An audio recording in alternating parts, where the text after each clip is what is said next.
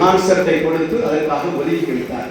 Venture capital என்றால் துணிகரத்திற்கான மூலதனம்.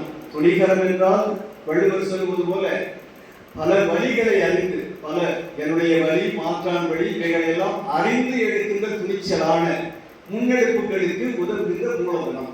அதுவும் இந்த ஃபாதர் செபஸ்டியன் கரம்பை ஃபவுண்டேஷனின் நோக்கம், வெஞ்சர் கேபிட்டல். அதே போல ஆன்ற மதிப்புடன் மாநிலம் சிறக்க, செழிக்க, கருத்தூக்கமும் செயலூக்கமும் பல வடிவங்களில் கொடுப்பதுவே இந்த கரம்பை ஃபவுண்டேஷனின் இலக்கு. இடையூறுகள் பல நூறு வந்தாலும் இடையறாத எண்ணங்கள் உலகத்திலே நடனம் ஆடிக்கொண்டிருப்பதை நாம் பார்க்கின்றோம். எழுத்தால், புது புது முயற்சிகளால், சொற்களினால், சொற்பொழிவுகளினால், காட்சிகளே கட்சிகள் என்று சொல்லக்கூடிய அளவிற்கு கலைத்துறையிலே தேவடைய பாவாளர் அதை நன்றாக சொல்லுவார். செயல் வடிவம் வெறும் பேச்சோடு மட்டுமல்லாமல் கலை இலக்கியங்களோடு நம்முடைய கொள்கைகளை கொண்டு செல்ல வேண்டும் என்று. அதனால்தான் அண்மையிலே நம்ம செந்தலை கௌதமன் நேற்று நான் பார்த்தேன்.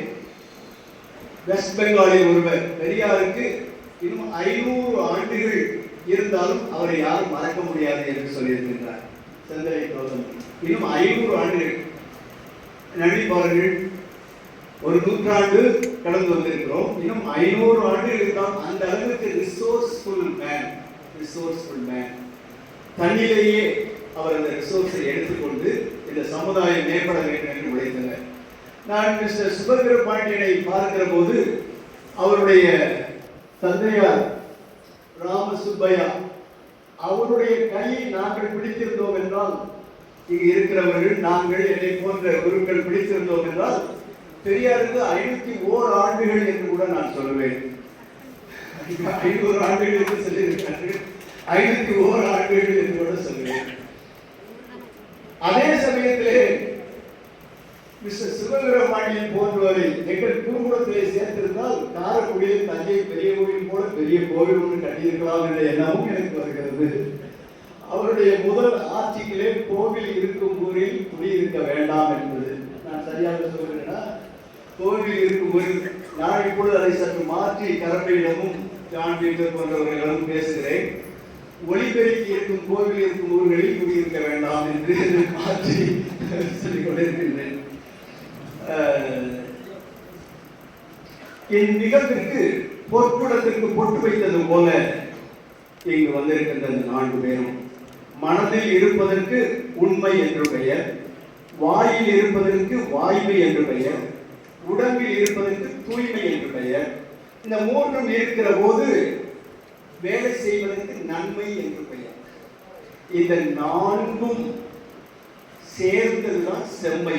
இந்த ஸ்டேஜ் இன்றைக்கு செம்மை இருக்கிறது. இந்த 4 பேரையும் சேர்த்து நாம் உட்கார்ந்து பார்த்து அழகு பார்ப்பதற்கல்ல, அவர்கள் என்ன சொல்லுகிறார்கள் என்பதை கேட்பதற்கும் அதன் வழியில் நடப்பதற்கும் செம்மை இருக்கிறது.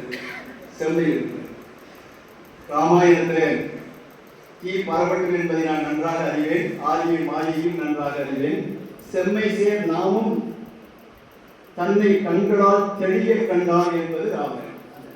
அதனால் இந்த 4ஐயும் சேர்த்து இந்த சமூகத்திற்கு நல்ல பணிகளை செய்து கொண்டிருக்கிறார்கள் இவர்கள்.